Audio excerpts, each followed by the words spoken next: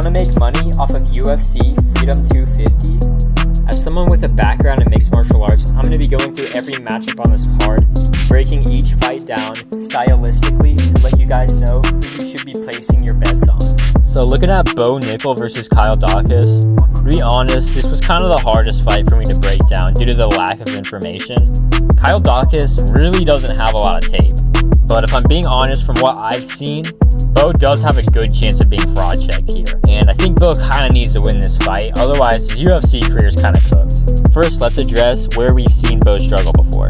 When he fought a large, high-level jiu-jitsu practitioner like RDR, he had a really hard time getting him down, especially when it was on the fence, because the thing you need to understand about collegiate wrestling is it's not teaching you how to fence wrestle.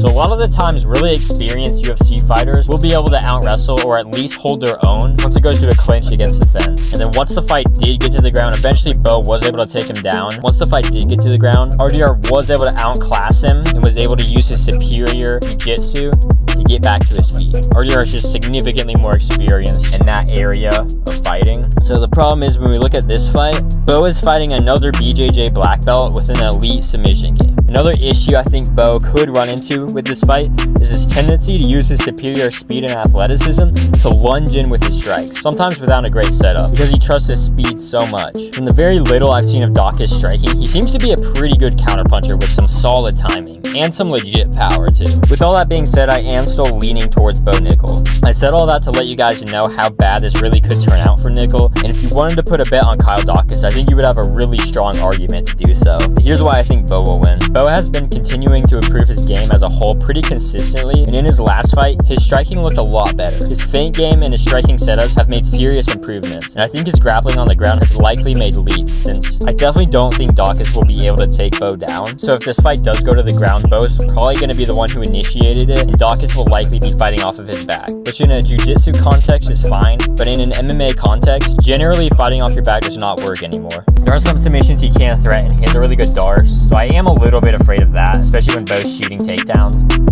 Bo's a much better athlete. I think his speed and his quick takedowns will lead to him winning this fight. Daukis' best chance, in my opinion, either that I'm wrong and Bo hasn't improved on the ground a lot and he potentially wins a submission, or potentially Bo has improved in that area and he catches Bo just lunging in. This fight is really close, and I think you can really take either one. There's just a lot of unknowns with Kyle Daukis, so I'm basically putting all my chips on Bo having improved his game significantly.